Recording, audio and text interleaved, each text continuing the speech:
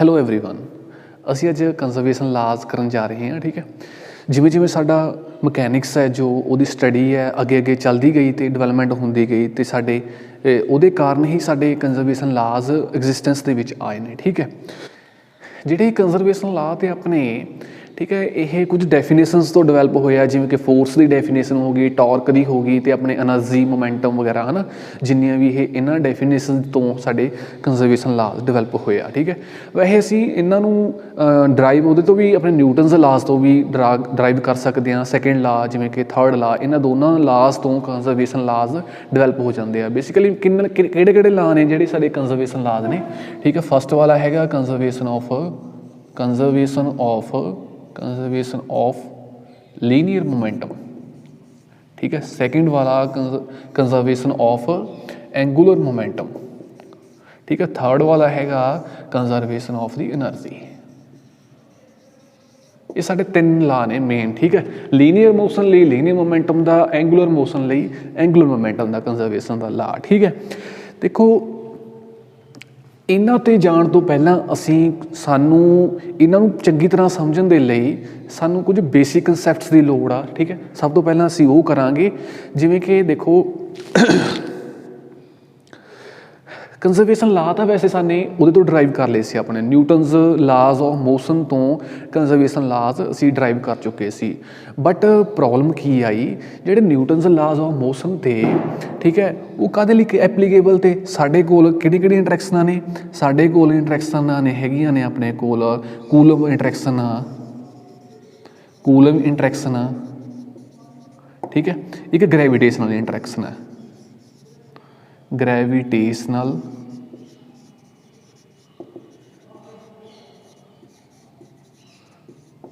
ਠੀਕ ਹੈ। ਇਹਨਾਂ ਦੇ ਰਿਜ਼ਲਟ ਤੋਂ ਨਿਊਟਨ ਨੇ ਓਬਜ਼ਰਵ ਕੀਤਾ ਵੀ ਅਸੀਂ ਕੰਜ਼ਰਵੇਸ਼ਨ ਲਾਅ ਡਰਾਈਵ ਕਰ ਸਕਦੇ ਹਾਂ। ਠੀਕ ਹੈ, ਇਹਨਾਂ ਦੇ ਰਿਜ਼ਲਟ ਤੋਂ ਜਦੋਂ ਇਹਨਾਂ ਦੇ ਰਿਜ਼ਲਟਸ ਨੂੰ ਜਰਨਲਾਈਜ਼ ਕਰਿਆ ਗਿਆ, ਠੀਕ ਹੈ, ਸਾਡੇ ਆਪਣੇ ਕੰਜ਼ਰਵੇਸ਼ਨ ਲਾਜ਼ ਡਰਾਈਵ ਹੋ ਚੁੱਕੇ ਸੀ। ਬਟ ਇਹਨਾਂ ਦੋ ਇੰਟਰੈਕਸ਼ਨਾਂ ਨਾਲ ਜਿੰਨੇ ਵੀ ਸਾਡੇ ਫਿਨੋਮੈਨਾ ਇਨਵਾਇਰਨਮੈਂਟ ਦੇ ਵਿੱਚ ਹੋ ਰਹੇ ਨੇ ਉਹਨਾਂ ਨੂੰ ਐਕਸਪ੍ਰੈਸ ਨਹੀਂ ਕੀਤਾ ਜਾ ਸਕਦਾ। ਠੀਕ ਹੈ, ਸਾਡੇ ਉਹਨਾਂ ਨੂੰ ਐਕਸਪ੍ਰੈਸ ਕਰਨ ਲਈ ਜਿਹੜੇ ਫਿਨੋਮੈਨਾ ਸਾਡੇ ਇਨਵਾਇਰਨਮੈਂਟ ਦੇ ਵਿੱਚ ਹੋ ਰਹੇ ਆ, ਚਾਰ ਇੰਟਰੈਕਸ਼ਨਸ ਦੀ ਲੋੜ ਆ। ਚਾਰ ਇੰਟਰੈਕਸ਼ਨਸ ਨੇ ਜਿਹੜੀਆਂ, ਇੱਕ ਤਾਂ ਕੂਲਮ ਇੰਟਰੈਕਸ਼ਨ ਹੋ ਗਈ, ਗ੍ਰੈਵੀਟੇਸ਼ਨਲ ਹੋ ਗਈ, ਸਟਰੋਂਗ ਇੰਟਰੈਕਸ਼ਨ ਹੋ ਗਈ, ਸਟਰੋਂਗ ਇੰਟਰੈਕਸ਼ਨ। ਠੀਕ ਹੈ, ਫੋਰਥ ਵਾਲੀ ਕਿਹੜੀ ਆ ਆਪਣੀ ਵੀਕ ਇੰਟਰੈਕਸ਼ਨ।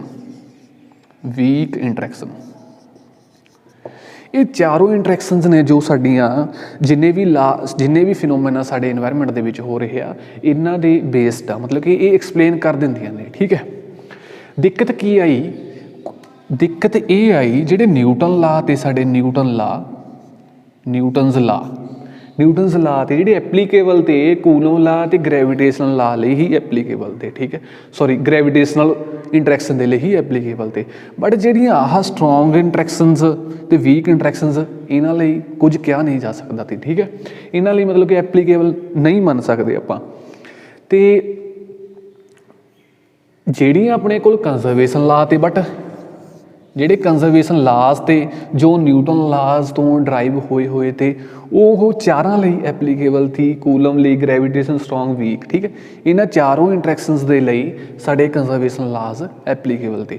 ਫਿਰ ਕੀ ਹੋਇਆ, ਫਿਰ ਦਿੱਕਤ ਆਈ ਵੀ ਆਹ ਤਾਂ ਛੋਟੀ ਚੀਜ਼ ਆ, ਮਤਲਬ ਕਿ ਛੋਟੀ ਚੀਜ਼ ਆ ਜਿਹਦੇ ਤੋਂ ਅਸੀਂ ਕੰਜ਼ਰਵੇਸ਼ਨ ਲਾ ਡਰਾਈਵ ਕੀਤੇ ਗਏ ਨੇ। ਜਿਹੜੀ ਡਰਾਈਵ ਕੀਤੀ ਹੋਈ ਚੀਜ਼ ਆ ਉਹ ਚਾਰਾਂ ਲਈ ਐਪਲੀਕੇਬਲ ਆ, ਬਟ ਜਿਹੜੇ ਜਿਨ੍ਹਾਂ ਤੋਂ ਡਰਾਈਵ ਕੀਤੀ ਗਏ ਨੇ ਉਹ ਦੋ ਲਈ ਹੀ ਐਪਲੀਕੇਬਲ ਆ। ਠੀਕ ਹੈ, ਫਿਰ ਸੋਚਿਆ ਗਿਆ ਵੀ ਇਹਦੇ ਵਿੱਚ ਕੋਈ ਹੈ ਨਾ ਟਵਿਸਟ ਹੈ ਵੀ ਜੋ ਅਸੀਂ ਕੀ ਕਹਿ ਸਕਦੇ ਹਾਂ ਵੀ ਕੰਜ਼ਰਵੇਸ਼ਨ ਲਾਜ਼ ਨਿਊਟਨਸ ਲਾਜ਼ ਤੋਂ ਡਰਾਈਵ ਨਹੀਂ ਕੀਤੇ ਜਾਣੇ ਹੈਗੇ, ਕਿਸੇ ਹੈ ਨਾ ਪ੍ਰਿੰਸੀਪਲਸ ਤੋਂ ਡਰਾਈਵ ਕੀਤੇ ਜਾਣੇ ਆ। ਠੀਕ ਹੈ, ਕਿਉਂਕਿ ਕੰਜ਼ਰਵੇਸ਼ਨ ਲਾਜ਼ ਨੇ ਜੋ ਉਹ ਜ਼ਿਆਦਾ ਯੂਨੀਵਰਸਲ ਹੋ ਗਏ, ਮੋਰ ਯੂਨੀਵਰਸਲ ਨੇ ਤਾਂ ਨਿਊਟਨਸ ਲਾਜ਼, ਕਿਉਂਕਿ ਉਹ ਚਾਰੋਂ ਇੰਟਰੈਕਸ਼ਨਸ 'ਤੇ ਐਪਲੀਕੇਬਲ ਨੇ, ਬਟ ਨਿਊਟਨਸ ਲਾ ਦੋ ਇੰਟਰੈਕਸ਼ਨਸ 'ਤੇ ਹੀ ਐਪਲੀਕੇਬਲ ਨੇ। ਠੀਕ ਹੈ, ਫਿਰ ਹੁਣ ਕੀ ਗੱਲ ਹੋਈ ਅੱਗੇ, ਫਿਰ ਕੰਜ਼ਰਵੇਸ਼ਨ ਲਾਜ਼ ਕਿੱਥੋਂ ਡਰਾਈਵ ਹੋਣਗੇ, ਅਸੀਂ ਉਹਨਾਂ ਬਾਰੇ ਗੱਲ ਕਰਨ ਜਾ ਰਹੇ। ਸਟੂਡੈਂਟਸ ਜਦੋਂ ਸਾਨੂੰ ਪਤਾ ਲੱਗ ਗਿਆ ਵੀ ਕੰਜ਼ਰਵੇਸ਼ਨ ਲਾਜ਼ ਨੇ ਜੋ ਉਹ ਮੋਰ ਯੂਨੀਵਰਸਲ ਨੇ ਦੈਨ ਨਿਊਟਨਸ ਲਾਜ਼, ਠੀਕ ਹੈ, ਫਿਰ ਸੋਚਿਆ ਗਿਆ ਵੀ ਇਹ ਇਹਨਾਂ ਤੋਂ ਡਰਾਈਵ ਨਹੀਂ ਹੋਣੇ ਹੈਗੇ, ਕੋਈ ਹੋਰ ਪ੍ਰਿੰਸੀਪਲਸ ਤੋਂ ਡਰਾਈਵ ਹੋਣੇ ਆ, ਠੀਕ ਹੈ, ਕੋਈ ਇੱਦਾਂ ਦੀਆਂ ਕੋਈ ਪ੍ਰਿੰਸੀਪਲ ਐਗਜ਼ਿਸਟ ਕਰਦੇ ਆ ਜਿਨ੍ਹਾਂ ਤੋਂ ਕੰਜ਼ਰਵੇਸ਼ਨ ਲਾਜ਼ ਡਰਾਈਵ ਹੋਣੇ ਆ, ਠੀਕ ਹੈ। ਤੇ ਇਨਫੈਕਟ ਉਹ ਐਗਜ਼ਿਸਟ ਵੀ ਕਰਦੇ ਸੀ, ਠੀਕ ਹੈ। ਫਿਰ ਉਹ ਖੋਜ ਦੇ ਵਿੱਚ ਲਿਆਂਦੇ ਗਏ, ਉਹ ਕਿਹੜੇ ਸੀ ਆਪਣੇ space time principal, space time symmetry principals, ਇਹ ਸਾਡੇ ਲਿਆਂਦੇ ਗਏ ਫਿਰ ਅੱਗੇ, ਠੀਕ ਹੈ। ਇਹਨਾਂ ਤੋਂ ਅਸੀਂ ਆਪਣੇ ਕੰਜ਼ਰਵੇਸ਼ਨ ਲਾਜ਼ ਡਰਾਈਵ ਕਰਾਂਗੇ, ਠੀਕ ਹੈ। ਇਹਦੇ ਵਿੱਚ ਦੇਖੋ ਤਿੰਨ ਤਰ੍ਹਾਂ ਦੀ ਸਿਮੈਟਰੀ ਸੀ, ਇੱਕ ਤਾਂ ਹੋਮੋਜੀਨਿਟੀ ਆਫ ਸਪੇਸ,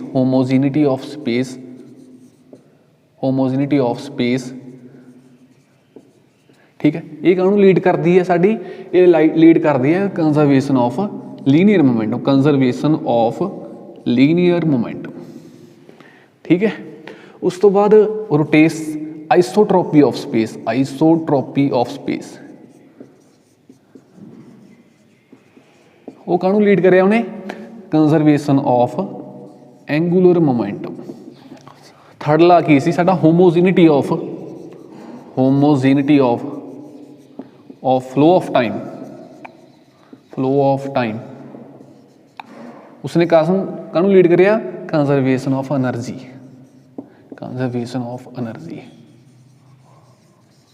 ਇਹ ਤਿੰਨੋਂ ਚੀਜ਼ਾਂ ਤੁਹਾਡੇ ਯਾਦ ਹੋਣੀਆਂ ਚਾਹੀਦੀਆਂ ਨੇ, ਇਹਦੇ ਵਿੱਚੋਂ ਕੁਐਸਚਨ ਬਣ ਸਕਦਾ ਆਪਣੇ ਮਾਸਟਰ ਕੇਡਰ ਦਾ, ਠੀਕ ਹੈ। ਤੁਹਾਨੂੰ ਕਹਿ ਦਿੱਤਾ ਗਿਆ ਕੰਜ਼ਰਵੇਸ਼ਨ ਆਫ ਲੀਨੀਅਰ ਮੋਮੈਂਟਮ ਕਾਹਦੇ ਤੋਂ ਆਇਆ, ਕਾਹਦੇ ਤੇ ਬੇਸਿਸ ਆ, ਉਹ ਅਸੀਂ ਕਹਾਂਗੇ ਹੋਮੋਜੀਨਿਟੀ ਆਫ ਸਪੇਸ। ਤੁਹਾਨੂੰ ਉੱਥੇ ਤਿੰਨ ਆਪਸ਼ਨਾਂ ਤਾਂ ਇਹੋ ਦਿੱਤੀਆਂ ਹੋ ਸਕਦੀਆਂ ਨੇ, ਚੌਥੀ ਆਪਸ਼ਨ ਨਨ ਵੀ ਦਿੱਤੀ ਹੋ ਸਕਦੀ ਹੈ, ਅਤੇ ਹੋਰ ਕੁਝ ਵੀ ਐਡ ਕਰ ਸਕਦੇ ਆ, ਠੀਕ ਹੈ। ਅਤੇ ਸਾਨੂੰ ਇਹਨਾਂ ਦੇ ਵਿੱਚੋਂ ਕੁਝ ਵੀ ਪੁੱਛਿਆ ਜਾ ਸਕਦਾ, ਜਾਂ ਤਾਂ ਪੁੱਛਿਆ ਜਾ ਸਕਦਾ ਵੀ ਆਈਸੋਟ੍ਰੋਪੀ ਆਫ ਸਪੇਸ ਕਾਸ ਨੂੰ ਲੀਡ ਕਰਦੀ ਆ, ਫਿਰ ਅਸੀਂ ਕੰਜ਼ਰਵੇਸ਼ਨ ਆਫ ਐਂਗੂਲਰ ਮੋਮੈਂਟਮ, ਠੀਕ ਹੈ। ਇਹਦੇ ਵਿੱਚੋਂ ਐਂ ਲਾ ਲਓ ਵੀ 5-7 ਕੁਐਸਚਨ ਬਣਦੇ ਆ, ਠੀਕ ਹੈ। ਉਹ ਕਿੱਦਾਂ ਵੀ ਮੋਲਡ ਕਰਕੇ ਕੁਐਸਚਨ ਪਾ ਸਕਦਾ, ਅਤੇ ਜੇ ਸਾਨੂੰ ਇਹ ਤਿੰਨੋਂ ਚੀਜ਼ਾਂ ਪਤਾ ਨੇ ਤਾਂ ਆਸਾਨੀ ਦੇ ਨਾਲ ਅਸੀਂ MCQ ਉਹ ਸੋਲਵ ਕਰ ਸਕਦੇ ਹਾਂ, ਠੀਕ ਹੈ। ਹੁਣ ਅਸੀਂ ਛੋਟੀ ਜਿਹੀ ਗੱਲ ਕਰਦੇ ਹਾਂ ਆਪਣੇ ਸਪੇਸ ਅਤੇ ਟਾਈਮ ਬਾਰੇ। ਨਿਊਟਨ ਦੀ ਕੀ ਸੋਚਣੀ ਸੀ ਸਾਡੇ ਸਪੇਸ ਅਤੇ ਟਾਈਮ ਬਾਰੇ, ਸਪੇਸ ਅਤੇ ਦੂਜਾ ਕੀ ਹੈ ਟਾਈਮ। ਨਿਊਟਨ ਦੀ ਸੋਚਣੀ ਬਾਰੇ ਗੱਲ ਕਰਦੇ ਹਾਂ, ਠੀਕ ਹੈ। ਨਿਊਟਨ ਕੀ ਕਹਿੰਦਾ, ਸਪੇਸ ਕੀ ਆ, ਸਪੇਸ ਇੱਕ ਬਹੁਤ ਜ਼ਿਆਦਾ ਵੱਡਾ ਇੱਕ ਖਾਲੀ ਬਾਕਸ ਕਹਿ ਸਕਦੇ ਹਾਂ, ਬਹੁਤ ਜ਼ਿਆਦਾ ਵੱਡਾ ਖਾਲੀ ਬਾਕਸ, ਠੀਕ ਹੈ, ਜਿਹਦੇ ਵਿੱਚ ਜੋ ਵੀ ਫਿਨੋਮੇਨਾ ਹੋ ਰਹੇ ਨੇ, ਵਰਤਾਰੇ ਹੋ ਰਹੇ ਨੇ, ਠੀਕ ਹੈ। ਅਸੀਂ ਮਤਲਬ ਕਿ ਸਪੇਸ ਨੂੰ ਕੀ ਕਹਿ ਸਕਦੇ ਹਾਂ, ਇੱਕ ਵੱਡਾ ਬਾਕਸ ਕਹਿ ਸਕਦੇ ਹਾਂ, ਠੀਕ ਹੈ। ਟਾਈਮ ਬਾਰੇ ਕੀ ਧਾਰਨਾ ਸੀ ਉਹਨਾਂ ਦੀ, ਟਾਈਮ ਬਾਰੇ ਧਾਰਨਾ ਸੀ ਵੀ ਜੋ ਟਾਈਮ ਆ ਉਹ ਹਮੇਸ਼ਾ ਕੰਟੀਨਿਊਸਲੀ ਯੂਨੀਫਾਰਮਲੀ ਫਲੋ ਕਰਦਾ ਰਹਿੰਦਾ, ਵਿੱਚ ਕੋਈ ਵੀ ਚੀਜ਼ ਉਸ ਨੂੰ ਇਫੈਕਟ ਨਹੀਂ ਕਰਦੀ, ਠੀਕ ਹੈ। ਨਿਊਟਨ ਦੀਆਂ ਧਾਰਨਾਵਾਂ ਬਾਰੇ ਗੱਲ ਕਰ ਰਹੇ ਹਾਂ, ਸਪੇਸ ਅਤੇ ਟਾਈਮ ਬਾਰੇ, ਠੀਕ ਹੈ। ਸਪੇਸ ਬਾਰੇ ਕੀ ਕਹਿੰਦਾ, ਇੱਕ ਇਹ ਵੱਡਾ ਖਾਲੀ ਬਾਕਸ ਆ ਜਿਹਦੇ ਵਿੱਚ ਵਰਤਾਰੇ ਹੋ ਰਹੇ ਆ। ਟਾਈਮ ਬਾਰੇ ਕੀ ਕਹਿੰਦਾ ਵੀ ਉਹ ਇੱਕ ਕੰਟੀਨਿਊਸਲੀ ਯੂਨੀਫਾਰਮਲੀ ਫਲੋ ਕਰੀ ਜਾ ਰਿਹਾ ਟਾਈਮ, ਠੀਕ ਹੈ। ਅਤੇ ਇੱਕ ਗੱਲ ਆਊਗੀ ਆਪਣੇ ਅੱਗੇ ਜਦੋਂ ਪੜ੍ਹਾਂਗੇ ਆਪਾਂ ਫ੍ਰੀ ਸਪੇਸ ਦੀ ਗੱਲ, ਫ੍ਰੀ ਸਪੇਸ ਕੀ ਹੁੰਦੀ ਹੈ, ਠੀਕ ਹੈ। ਫ੍ਰੀ ਸਪੇਸ ਅੱਗੇ ਕਾਫੀ ਜ਼ਿਆਦਾ ਵਰਡ ਆਊਗਾ, ਹੈ ਨਾ। ਇਹਦੇ ਬਾਰੇ ਵੀ ਸਾਨੂੰ ਜਾਣਨਾ ਜ਼ਰੂਰੀ ਹੈ। ਫ੍ਰੀ ਸਪੇਸ ਉਹ ਹੁੰਦੀ ਆ ਜਿੱਥੇ ਕੋਈ ਵੀ ਫੋਰਸ ਐਗਜ਼ਿਸਟ ਨਹੀਂ ਕਰਦੀ ਕਿਸੇ ਵੀ ਤਰ੍ਹਾਂ ਦਾ, ਜੇ ਬੋਡੀ ਜਿੱਦਾਂ ਦੀ ਪਈ ਹੈ, ਠੀਕ ਹੈ, ਉੱਦਾਂ ਹੀ ਪਈ ਰਹੂਗੀ, ਠੀਕ ਹੈ, ਅਤੇ ਉਹਦੇ 'ਤੇ ਕੋਈ ਫੋਰਸ ਨਹੀਂ ਐਗਜ਼ਿਸਟ ਕਰਦੀ। ਕਿ ਹੁਣ ਧਰਤੀ ਦੇ ਉੱਤੇ ਕੋਈ ਬੋਡੀ ਪਈ ਆ ਮੰਨ ਲਓ, ਠੀਕ ਹੈ, ਤੁਹਾਡੇ ਰੂਮ ਦੇ ਵਿੱਚ ਵੀ ਕੋਈ ਚੀਜ਼ ਜਾਂ ਟੇਬਲ ਪਿਆ, ਠੀਕ ਹੈ, ਕਿ ਉਹ ਫ੍ਰੀ ਸਪੇਸ ਦੇ ਵਿੱਚ ਆ, ਨਹੀਂ, ਉਹ ਫ੍ਰੀ ਸਪੇਸ ਦੇ ਵਿੱਚ ਨਹੀਂ ਹੈ, ਕਿਉਂਕਿ ਉਹਦੇ 'ਤੇ ਗ੍ਰੈਵੀਟੇਸ਼ਨਲ ਫੋਰਸ ਐਕਟ ਕਰ ਰਹੀ ਆ। ਸਾਨੂੰ ਫ੍ਰੀ ਸਪੇਸ ਦੇ ਵਿੱਚ ਜਾਣ ਲਈ ਧਰਤੀ ਤੋਂ ਬਹੁਤ ਜ਼ਿਆਦਾ ਦੂਰ ਜਾਣਾ ਪਊਗਾ, ਜਿੱਥੇ ਕਿਸੇ ਵੀ ਤਰ੍ਹਾਂ ਦੀ ਫੋਰਸ, ਗ੍ਰੈਵੀਟੇਸ਼ਨਲ ਫੋਰਸ ਵੀ 0 ਹੋ ਜਾਵੇ, ਠੀਕ ਹੈ। ਅਸੀਂ ਫਿਰ ਫ੍ਰੀ ਸਪੇਸ ਦੇ ਵਿੱਚ ਪਹੁੰਚ ਜਾਵਾਂਗੇ, ਠੀਕ ਹੈ। ਜਿਵੇਂ ਕਿ ਤੁਹਾਨੂੰ ਮੈਨੇ ਕਲਾਸ ਦੇ ਸ਼ੁਰੂ ਦੇ ਵਿੱਚ ਹੀ ਦੱਸ ਦਿੱਤਾ ਸੀ ਵੀ ਕੰਜ਼ਰਵੇਸ਼ਨ ਲਾਜ਼ ਕਰਨ ਜਾ ਰਹੇ ਹਾਂ, ਬਟ ਉਹਨਾਂ ਤੋਂ ਪਹਿਲਾਂ ਅਸੀਂ ਕੁਝ ਬੇਸਿਕ ਕੰਸੈਪਟ ਕਰਾਂਗੇ ਜੋ ਕੰਜ਼ਰਵੇਸ਼ਨ ਲਾਜ਼ ਨੂੰ ਸਮਝਣ ਦੇ ਲਈ ਬਹੁਤ ਜ਼ਿਆਦਾ ਜ਼ਰੂਰੀ ਨੇ, ਠੀਕ ਹੈ। ਜੇ ਸਾਨੂੰ ਬੇਸਿਕ ਕੰਸੈਪਟ ਆਉਂਦੇ ਹੋਣੇ ਆ ਤਾਂ ਹੀ ਅਸੀਂ ਕੰਜ਼ਰਵੇਸ਼ਨ ਲਾਜ਼ ਨੂੰ ਆਸਾਨੀ ਦੇ ਨਾਲ ਸਮਝ ਸਕਦੇ ਹਾਂ। ਹੁਣ ਅਸੀਂ ਪ੍ਰੋਪਰਟੀਜ਼ ਆਫ ਫ੍ਰੀ ਸਪੇਸ ਦੀ ਗੱਲ ਕਰਨ ਜਾ ਰਹੇ ਹਾਂ। ਦੇਖੋ ਫ੍ਰੀ ਸਪੇਸ ਵਰਡ ਆ ਗਿਆ ਨਾ, ਤਾਂ ਹੀ ਤੁਹਾਨੂੰ ਮੈਨੇ ਪਹਿਲਾਂ ਦੱਸਤਾ ਫ੍ਰੀ ਸਪੇਸ ਕੀ ਹੁੰਦੀ ਆ, ਜਿੱਥੇ ਕਿਸੇ ਵੀ ਤਰ੍ਹਾਂ ਦਾ ਕੋਈ ਫੈਕਟ ਜਾਂ ਕੋਈ ਫੋਰਸ ਨਹੀਂ ਐਗਜ਼ਿਸਟ ਕਰਦੀ, ਉਸਨੂੰ ਅਸੀਂ ਫ੍ਰੀ ਸਪੇਸ ਕਹਾਂਗੇ। ਅਤੇ ਸਪੇਸ ਇਜ਼ 3D, स्पेस कहता 3D आ, ठीक है। 3D का सानू किद्दां पता लग्या? 3D सानू मान लो साने कोई पॉइंट दिखाना, मान लो आ पॉइंट दिखाना, ठीक है। असी की करते होंगे, असी कोआर्डीनेट एक्सिस लैंने आ, ठीक है। ए एक्स एक्सिस आ, वाई एक्सिस आ ते जैड एक्सिस आ, ठीक है। ये पॉइंट पी मान लिया इनू एक्स वाई ते जैड, ठीक है। 3 कोआर्डीनेट्स के नाल असी किसी भी पॉइंट नूं दर्शा सकते हैं, ठीक है। मिनीमम 3 कोआर्डीनेट्स की लोड़ आ, इस करके इत्थों रिजल्ट ये निकलदा भी साडी स्पेस है जिहड़ी 3 डिमेंशनल आ। दूजी गल एक होर, जे तुहानूं मैं कहां भी आह पॉइंट आ तुहाडे कोल, आह पॉइंट आ, ਇਹਦੇ ਵਿੱਚ ਜਿੰਨੀਆਂ ਤੁਸੀਂ ਚਾਹੋ ਮੈਕਸਿਮਮ ਲਾਈਨਸ ਡਰਾ ਕਰ ਦਿਓ ਜੋ ਆਪਸ ਦੇ ਵਿੱਚ ਪਰਪੈਂਡੀਕੂਲਰ ਹੋਣ, ਠੀਕ ਹੈ। ਮੈਕਸਿਮਮ ਲਾਈਨਸ ਕਿੱਦਾਂ ਡਰਾ ਕਰ ਸਕਦੇ ਹਾਂ ਫਿਰ ਅਸੀਂ, ਤੇ ਤੁਸੀਂ ਇੱਕ ਆਹ ਡਰਾ ਕਰ ਦਿਓਗੇ ਆਹ ਪੁਆਇੰਟ ਦੇ ਵਿੱਚ ਦੀ, ਇੱਕ ਇਹਦੇ ਪਰਪੈਂਡੀਕੂਲਰ ਡਰਾ ਕਰ ਦਿਓਗੇ, ਤੀਜੀ ਲਾਈਨ ਜਿਹੜੀ ਅਸੀਂ ਬਾਹਰੋਂ ਇਨਵਰਟ ਕਰਾਂਗੇ, ਠੀਕ ਹੈ, ਉਹ ਵਾਲੀ, ਇਹਨੂੰ ਇੱਦਾਂ ਦਿਖਾਇਆ ਆਪਾਂ ਨੇ, ਠੀਕ ਹੈ। ਇਹਨੂੰ ਜੇ ਅਸੀਂ ਐਕਸ ਲਾਉਨੇ ਆ, ਇਹਨੂੰ ਵਾਈ ਲਾਉਨੇ ਆ, ਇਹਨੂੰ ਜੈਡ ਲਾਉਨੇ ਆ, ਠੀਕ ਹੈ। ਮੈਕਸਿਮਮ 3 ਲਾਈਨਸ ਹੀ ਇੱਕ ਪੁਆਇੰਟ ਦੇ ਵਿੱਚੋਂ ਡਰਾ ਹੋ ਸਕਦੀਆਂ ਨੇ ਜੋ ਮਿਊਚੁਅਲੀ ਪਰਪੈਂਡੀਕੂਲਰ ਹੋਣਗੀਆਂ। ਇੱਥੋਂ ਵੀ ਕਲੀਅਰ ਹੋ ਰਿਹਾ ਸਾਡੇ ਕੋਲ ਜਿਹੜੀ ਸਪੇਸ ਆ ਉਹ 3 ਡਿਮੈਂਸ਼ਨਲ ਆ, ਠੀਕ ਹੈ।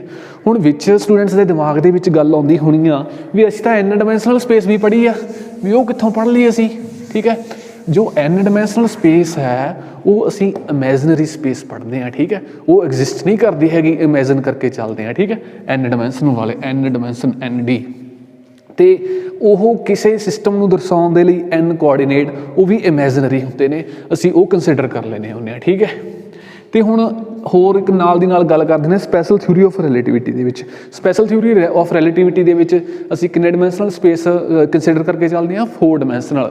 ਇੱਕ ਤਾਂ ਸਾਡੇ ਕੋਲ 3 ਕੋਆਰਡੀਨੇਟ ਆ ਜਾਂਦੇ ਆ ਕਿਸੇ ਵੀ ਪੁਆਇੰਟ ਨੂੰ ਦਰਸਾਉਣ ਲਈ, एक्स वाई जैड 3 कोआर्डीनेट है, ये आ गए। चौथा कोआर्डीनेट किहड़ा आऊगा? टाइम का, ठीक है। स्पैशल थ्योरी ऑफ रिलेटिविटी दे विच असीं स्पेस नूं 4 डिमेंशनल लैके चलते हैं, ठीक है। अपनी अगली गल आउंदी आ स्पेस इज़ यूक्लिडियन, ठीक है। अपने यूक्लिड जी ते, ठीक है, यूक्लिड, ठीक है। इन्हां ने कुछ एक्सियम्स ते कुछ थ्योरमां दित्तियां, कहंदे भी जे ये थ्योरमां किसी फ्लैट सरफेस ते अपलाई करदे आ, ठीक है, वो उहदे लई ट्रू मतलब कि एग्जिस्ट करदियां ने, ठीक है, वो एप्लीकेबल ने, उहदे लई एक्सियम्स ते थ्योरमां कुछ दित्तियां उहने, ठीक है। वो फ्लैट सरफेस ते एप्लीकेबल ने, ठीक है। वो किहड़ियां थियां, जिवें कि नंबर 1 किहड़ी है भी 2 पॉइंट दे ते तुहानूं ते उहनां दे विच शॉर्टेस्ट डिस्टेंस की होऊगा? स्ट्रेट लाइन होऊगा। सैकेंड वाली की है, देखो एक ट्रायंगल दे दित्ती तुहानूं, इहदे तीनों एंगल्स दा सम कितना होना? 180 होना, ठीक है। थर्ड वाली किहड़ी है?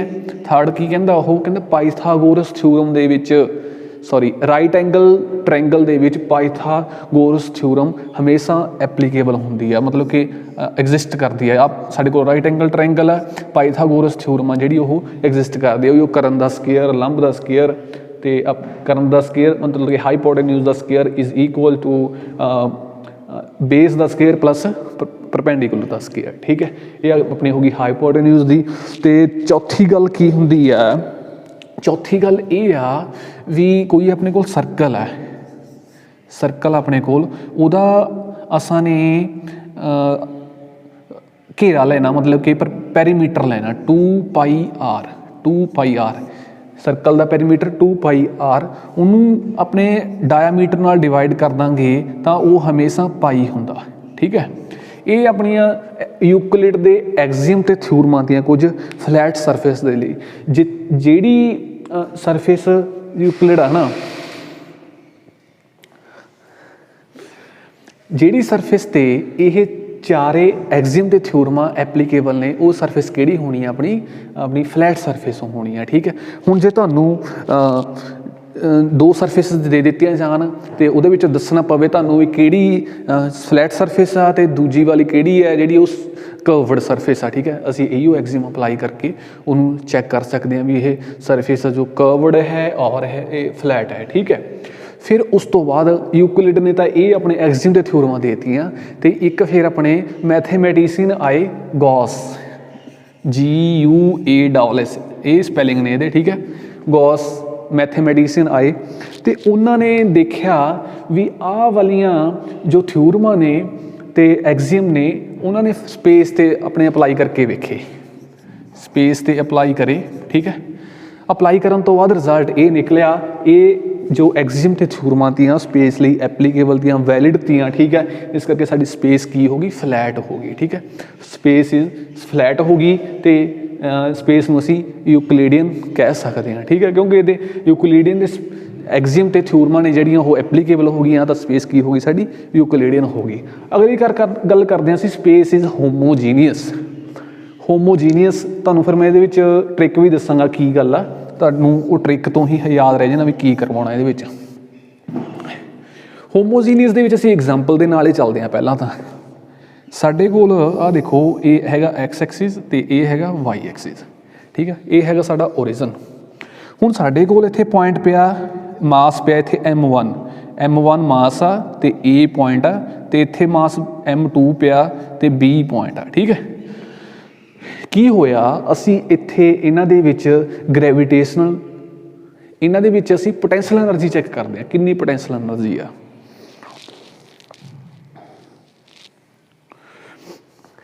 ਦੇਖੋ ਅਸੀਂ ਡਰਾ ਕਰ ਲਿਆ ਪੁਆਇੰਟ m1 ਮਾਸ ਇੱਥੇ ਪਿਆ, ਮਾਸ m2 ਇੱਥੇ ਪਿਆ, ਠੀਕ ਹੈ। ਦੋਨਾਂ ਦੇ ਵਿੱਚ ਅਸੀਂ ਗ੍ਰੈਵੀਟੇਸ਼ਨਲ ਪੋਟੈਂਸ਼ੀਅਲ ਐਨਰਜੀ ਦਾ ਐਕਸਪ੍ਰੈਸ਼ਨ ਕੱਢਿਆ, ਐਕਸਪ੍ਰੈਸ਼ਨ ਨਹੀਂ ਚੈੱਕ ਕਰੀ ਕਿੰਨੀ ਆ। U ਇਜ਼ ਇਕੁਅਲ ਟੂ ਆਪਣਾ ਮਾਈਨਸ G ਗ੍ਰੈਵੀਟੇਸ਼ਨਲ ਕੌਂਸਟੈਂਟ ਮਾਸ m1 ਤੇ m2 ਡਿਵਾਈਡਡ ਬਾਈ ਜਿਹੜਾ ਉਹਨਾਂ ਦੇ ਵਿਚਕਾਰ ਡਿਸਟੈਂਸ ਆ, ਇਹਨਾਂ ਦੇ ਵਿਚਕਾਰ ਅਸੀਂ ਡਿਸਟੈਂਸ r ਲੈ ਲੈਂਦੇ ਹਾਂ, ਠੀਕ ਹੈ, ਡਿਵਾਈਡਡ ਬਾਈ r। ਸਾਡੇ ਕੋਲ ਇੰਨੀ ਆ ਗਈ ਹੈ ਨਾ ਗ੍ਰੈਵੀਟੇਸ਼ਨਲ ਪੋਟੈਂਸ਼ੀਅਲ ਐਨਰਜੀ। ਫਿਰ ਕੀ ਕਰਿਆ ਅਸਾਂ ਨੇ, ਇਹ ਪੁਆਇੰਟਸ ਅਸੀਂ ਚੱਕ ਕੇ ਇਹਨਾਂ ਨੂੰ ਅੱਗੇ ਲੈ ਗਏ, ਠੀਕ ਹੈ। ਇੱਥੇ ਪੁਆਇੰਟ m2 A ਡੈਸ਼ ਤੇ ਆ ਗਿਆ, ਤੇ ਉਸ ਤੋਂ ਬਾਅਦ m1 m2 B ਡੈਸ਼ ਤੇ ਆ ਗਿਆ, ਠੀਕ ਹੈ। ਕੰਡੀਸ਼ਨ ਇਹ ਆ ਚੱਕ ਕੇ ਲਿਜਾਣ ਦੀ ਕਿ ਇਹਨਾਂ ਦੇ ਵਿਚਕਾਰ ਜੋ ਡਿਸਟੈਂਸ ਆ ਨਾ ਉਹ ਸੇਮ ਰਹੇ r, ਉਹੀਓ ਲਾਈਨ ਤੇ ਆ, ਠੀਕ ਹੈ। ਇੱਕੋ ਲਾਈਨ ਆ, ਇੱਕੋ ਐਕਸਿਸ ਦੇ ਉੱਪਰ, ਬਟ ਡਿਸਟੈਂਸ ਵੀ ਸੇਮ ਰੱਖਿਆ। ਫਿਰ ਅਸੀਂ ਚੈੱਕ ਕਰਿਆ ਇਹਦੇ ਵਿੱਚ ਪੋਟੈਂਸ਼ੀਅਲ ਐਨਰਜੀ ਜੋ ਵੀ ਗ੍ਰੈਵੀਟੇਸ਼ਨਲ ਪੋਟੈਂਸ਼ੀਅਲ U ਡੈਸ਼ ਲਿਖਿਆ ਸੀ, ਠੀਕ ਹੈ, ਤੇ ਚੈੱਕ ਕਰਿਆ ਸੀ ਉਹ ਗ੍ਰੈਵੀਟੇਸ਼ਨਲ ਪੋਟੈਂਸ਼ੀਅਲ ਐਨਰਜੀ ਕੀ ਆਈ, ਮਾਈਨਸ ਦਾ G m1 m2 divided by r। ਦੇਖੋ ਪੋਟੈਂਸ਼ੀਅਲ ਐਨਰਜੀ ਜੋ ਹੈਗੀ ਸੀ ਸਾਡੀ ਉਹ ਸੇਮ ਰਹੀ, ਚਾਹੇ ਸਿਸਟਮ ਸਾਡਾ ਇੱਥੇ ਪਿਆ, ਚਾਹੇ ਸਿਸਟਮ ਇੱਥੇ ਪਿਆ, ਚਾਹੇ ਇਸ ਤੋਂ ਅੱਗੇ ਲੈ ਕੇ ਇੱਕ ਲਾਈਨ ਦੇ ਅਲੋਂਗ ਮੂਵ ਕਰਵਾ ਰਹੇ ਹਾਂ ਸਿਸਟਮ ਨੂੰ, ਬਟ ਉਹਨਾਂ ਦੇ ਵਿਚਕਾਰ ਜਿਹੜੇ ਪੈਰਾਮੀਟਰ ਨੇ ਉਹ ਸੇਮ ਰੱਖ ਰਹੇ ਹਾਂ, ਜਿਵੇਂ ਕਿ ਇਹਨਾਂ 'ਚ ਡਿਸਟੈਂਸ ਹੈ ਜੋ ਹੈ ਨਾ ਉਹ ਸੇਮ ਰੱਖ ਰਹੇ ਹਾਂ। ਜਿਹੜੀ ਪੋਟੈਂਸ਼ੀਅਲ ਐਨਰਜੀ ਹੈ, ਇੱਥੇ ਪੋਟੈਂਸ਼ੀਅਲ ਐਨਰਜੀ ਦੀ ਐਗਜ਼ਾਮਪਲ ਲਈ ਹੈ, ਇੱਥੇ ਬਹੁਤ ਸਾਰੀਆਂ ਪ੍ਰੋਪਰਟੀਜ਼ ਨੇ, ਸਾਰੀਆਂ ਪ੍ਰੋਪਰਟੀਜ਼ ਸੇਮ ਰਹਿੰਦੀਆਂ ਨੇ, ਠੀਕ ਹੈ। ਜਿਵੇਂ ਜਿਵੇਂ ਅਸੀਂ ਸਿਸਟਮ ਨੂੰ ਇੱਕ ਲਾਈਨ ਦੇ ਅਲੋਂਗ ਮੂਵ ਕਰਵਾਉਣੇ ਆ, ਸਾਡੀ ਪ੍ਰੋਪਰਟੀਜ਼ ਸੇਮ ਰਹਿੰਦੀਆਂ ਨੇ। ਇਹੋ ਫ੍ਰੀ ਸਪੇਸ ਦੀ ਹੋਮੋਜੀਨਿਟੀ ਹੈ, ਠੀਕ ਹੈ। ਹੁਣ ਤੁਹਾਨੂੰ ਟ੍ਰਿਕ ਦੀ ਗੱਲ ਕਰਦੇ ਹਾਂ। ਟ੍ਰਿਕ ਦੇਖੋ ਇੱਥੋਂ ਚੱਕਣਾ ਸੀ MO ਤੋਂ ਮੂਵ ਕਰਵਾਉਣਾ ਇੱਕ ਲਾਈਨ ਦੇ ਵਿੱਚ, ਠੀਕ ਹੈ। ਇੱਕ ਲਾਈਨ 'ਚ H ਹੋਮੋ ਕੀ ਹੁੰਦਾ, ਇੱਕ ਹੁੰਦਾ, ਠੀਕ ਹੈ। ਹੋਮੋ ਕੀ ਹੁੰਦਾ ਸਾਡਾ ਇੱਕ, ਵਨ ਲਾਈਨ ਦੇ ਵਿੱਚ ਮੂਵ ਕਰਵਾਉਣਾ ਸਾਡਾ, ਤੇ ਪ੍ਰੋਪਰਟੀ ਸੇਮ ਰਹਿੰਦੀਆਂ ਨੇ, ਉਹੀਓ ਸਾਡੀ ਹੋਮੋਜੀਨਿਟੀ ਆਫ ਸਪੇਸ ਹੈ, ਠੀਕ ਹੈ। ਅਗਲੀ ਗੱਲ ਕਰਦੇ ਹਾਂ ਅਸੀਂ ਫ੍ਰੀ ਸਪੇਸ ਇਜ਼ ਆਈਸੋਟ੍ਰੋਪਿਕ। ਇਹ ਵੀ ਅਸੀਂ ਪਹਿਲਾਂ ਐਗਜ਼ਾਮਪਲ ਲੈ ਕੇ ਚੱਲਦੇ ਹਾਂ, ਠੀਕ ਹੈ। ਸਾਡੇ ਕੋਲ ਆ ਸਫੀਅਰ ਆ, ਹੈ ਨਾ, ਅਸੀਂ ਇਹਨੂੰ ਮੰਨਣਾ ਸਫੀਅਰ, ਇਮੈਜਿਨ ਕਰ ਲੈਣਾ ਤੁਸੀਂ ਸਾਨੂੰ। ਆ ਲਓ ਜੀ, ਇੱਕ ਪੁਆਇੰਟ ਅਸੀਂ M ਇੱਥੇ ਰੱਖਤਾ, ਮਾਸ ਸੈਂਟਰ ਤੇ ਰੱਖਤਾ, ਦੂਜਾ ਮਾਸ ਅਸੀਂ ਇੱਥੇ ਰੱਖਤਾ ਸਫੀਅਰ ਦੀ ਸਰਫੇਸ ਤੇ m2, ਠੀਕ ਹੈ। ਅਸੀਂ ਇਹਦੇ ਵਿੱਚ ਡਿਸਟੈਂਸ r ਹੈ, ਕਿਉਂਕਿ ਰੇਡੀਅਸ ਜੋ ਸਫੀਅਰ ਦਾ ਰਹੇਗਾ ਉਹੀ ਉਹਦਾ ਡਿਸਟੈਂਸ ਰਹੇਗਾ। ਅਸੀਂ ਇੱਥੇ ਉਹੀਓ potential energy, gravitational potential energy check ਕਰਦੇ ਹਾਂ। ਪਹਿਲਾਂ ਇਹਦੀ ਗ੍ਰੈਵੀਟੇਸ਼ਨਲ ਪੋਟੈਂਸ਼ੀਅਲ ਐਨਰਜੀ ਚੈੱਕ ਕਰੀ ਅਸੀਂ, ਇਹ ਉਹ ਆਈ ਸਾਡੇ ਕੋਲ ਮਾਈਨਸ ਦਾ G m1 m2 divided by r, ਠੀਕ ਹੈ। ਅਸੀਂ ਕੀ ਕਰਿਆ ਫਿਰ ਬਾਅਦ ਦੇ ਵਿੱਚ, ਇਹ ਪੁਆਇੰਟ ਨੂੰ ਮੂਵ ਕਰਵਾ ਦਿੱਤਾ, ਸਫੀਅਰ ਦੀ ਸਰਫੇਸ 'ਤੇ ਹੀ ਮੂਵ ਕਰਵਾਉਣਾ, ਠੀਕ ਹੈ, ਕਿਉਂ ਫਿਰ ਉਹਦੇ ਨਾਲ ਹੀ ਡਿਸਟੈਂਸ ਸਾਡਾ ਸੇਮ ਰਹੂਗਾ। m1 ਪੁਆਇੰਟ ਆ ਜੋ m1 ਮਾਸ ਆ ਉਹ ਫਿਕਸ ਰਹਿਣਾ। ਇਹ ਪੁਆਇੰਟ m2 ਮਾਸ ਨੂੰ ਅਸੀਂ ਇੱਥੇ ਲਾਇਆ, m2 ਮਾਸ ਇੱਥੇ ਆ ਗਿਆ ਸਾਡੇ ਕੋਲ।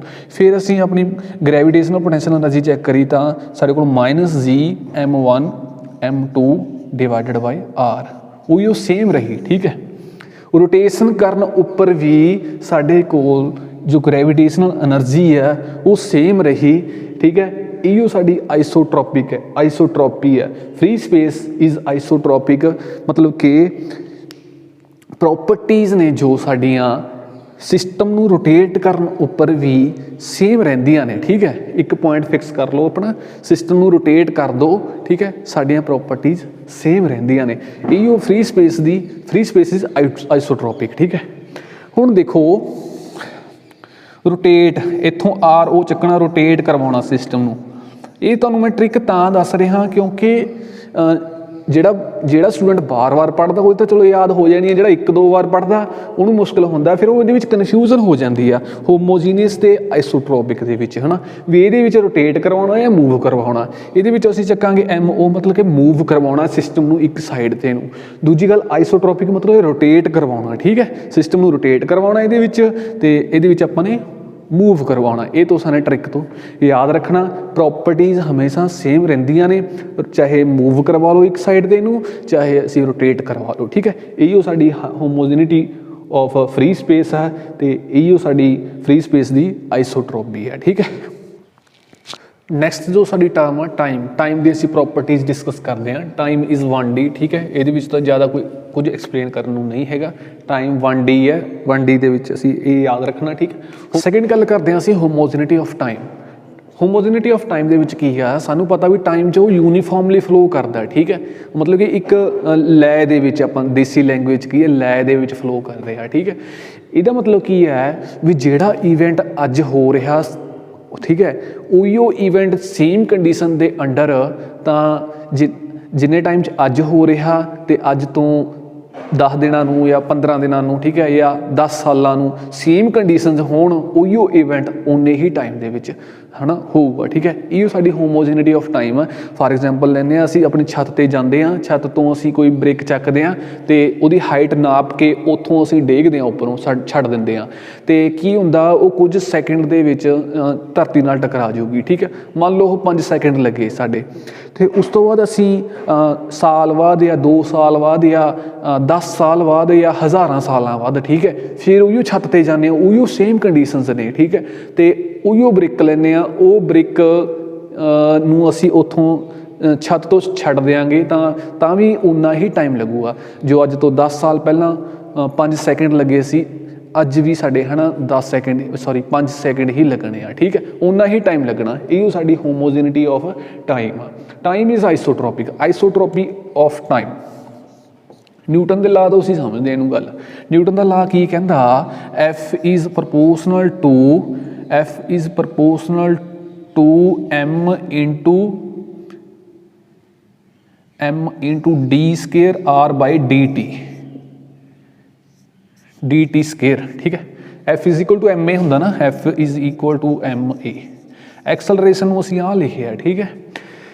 तो उस तो बाद जे असीं टी नूं -t दे विच टी नूं चेंज करते हैं -t दे विच, जिहड़ी ये इक्वेशन आ ये वैलिड रहिंदी आ, ये, है ना, ਇਹਦੇ ਵਿੱਚ कोई चेंज नहीं आती जे टी नूं -t ਦੇ ਵਿੱਚ चेंज करते हैं। टी नूं -t ਦੇ ਵਿੱਚ चेंज करन ਦਾ मतलब की आ, ठीक है। ਜਦੋਂ टी पॉजिटिव है, ਜਦੋਂ टी पॉजिटिव आ, ਅਸੀਂ ਕੀ ਕਰਦੇ ਹਾਂ ਵੀ ਪ੍ਰੈਜ਼ੈਂਟ टू फ्यूचर, ठीक है। टी जो पॉजिटिव आ, जो टी नैगेटिव है, टी पॉजिटिव ਲਈ आ, टी नैगेटिव ਲਈ की हुंदा प्रैजेंट टू पास्ट जा रहे हैं, ठीक है, प्रैजेंट टू पास्ट, ठीक है। देखो चाहे असी प्रैजेंट टू फ्यूचर जा रहे हैं, चाहे असी प्रैजेंट टू पास्ट जा रहे हैं, साडी न्यूटन का ला एग्जिस्ट करता, मतलब कि जो साडा टाइम है वो आइसोट्रोपिक है। सो टाइम इज़ आइसोट्रोपिक, ठीक है। तो अज लिए इन्ना ही, तो अगला जो टॉपिक होएगा अपना होमोजेनिटी ऑफ टाइम कंजरवेशन ला आप स्टार्ट करांगे, ठीक है। धन्यवाद।